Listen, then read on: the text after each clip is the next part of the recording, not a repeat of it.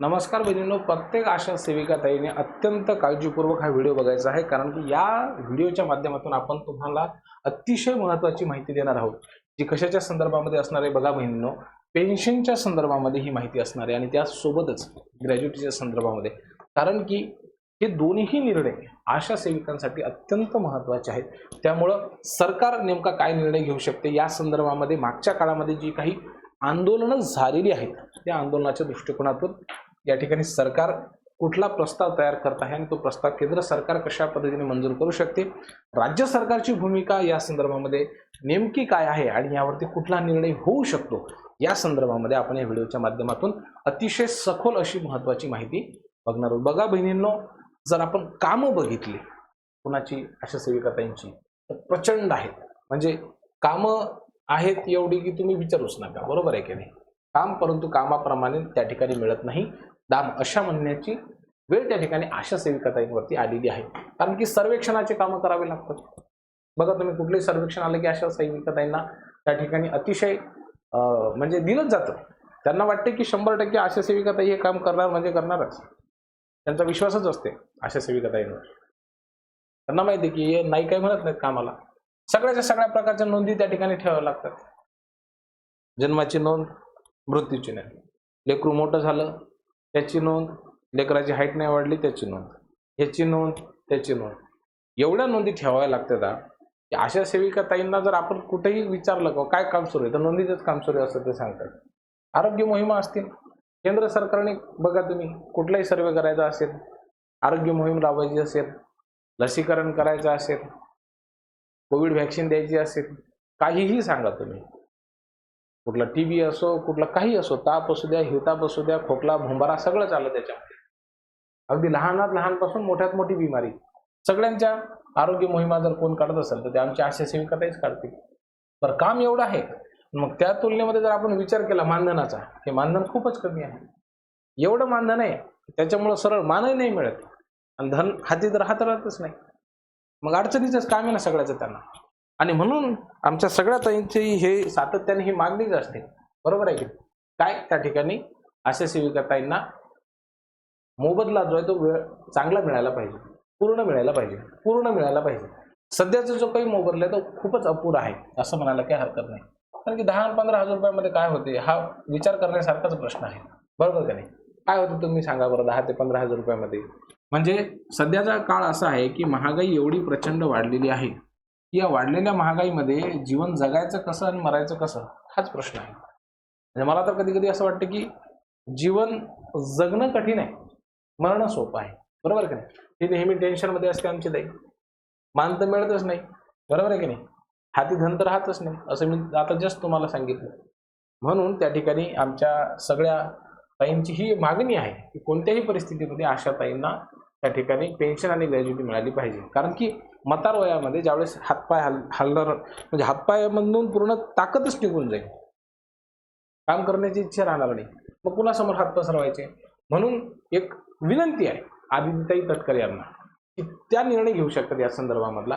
कारण की महिलांच्या आर्थिक सक्षमीकरणासाठी ऑलरेडी राज्य शासनाने इतके निर्णय घेतलेले आहेत की तुम्ही बघा, लाडकी बहीण योजना असेल, लाडकी बहीण योजनेच्या माध्यमातून त्या ठिकाणी ऑलरेडी तुम्ही 1500 रुपये देतच आहात प्रत्येक ताईला.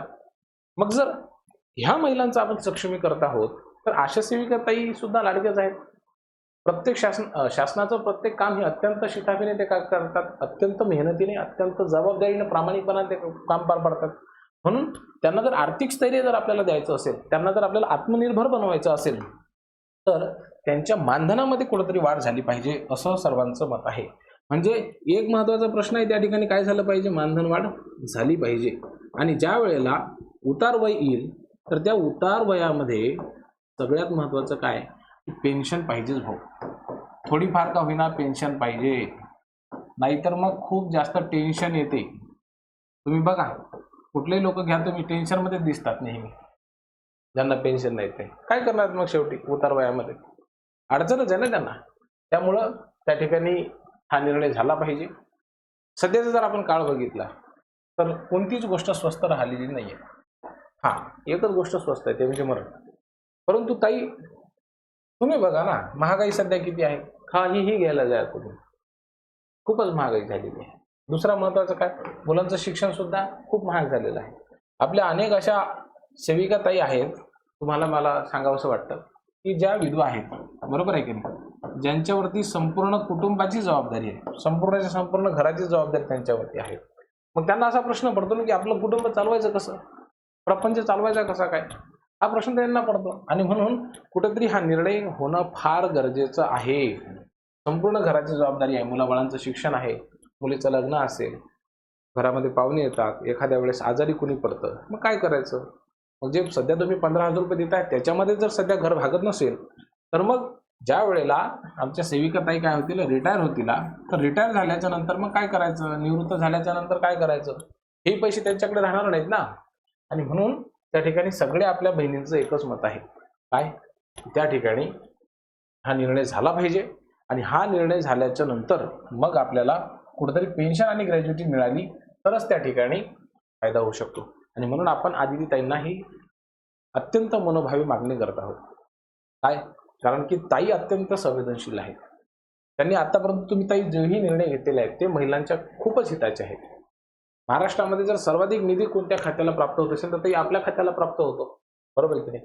म्हणून ताईंकडे फार आशावादी वृत्तीने सगळ्या आमच्या आशाताई पाहत आहेत, खूप अपेक्षेने पाहत आहेत, खूप आशा अपेक्षा आहेत ताई तुमच्याकडनं. म्हणून 2-3 हे निर्णय एकदा घेऊनच टाका. एक म्हणजे काय, मानधन वाढ करा, जे होईल ते होऊन जाऊ द्या, आता एकदाचा खर्च होऊनच जाऊ द्या, बरोबर काय. काय करा, एकदा मानधन वाढ करा. दुसरं महत्त्वाचं आपल्याला कुठला निर्णय घ्यायचा आहे की त्या ठिकाणी आपल्या आशा सेविकाताईंसाठी पेन्शन सुरू करा. कारण की पेन्शन नसलं तर टेन्शन सुरू होते, टेन्शन असलं की बीपीच्या गोळ्या सुरू होतात, शुगरच्या गोळ्या सुरू होतात. हे जर टाळायचं असेल ताईंना तर त्या ठिकाणी पेन्शन सुरू करा आणि त्यांना ग्रॅज्युटी द्या.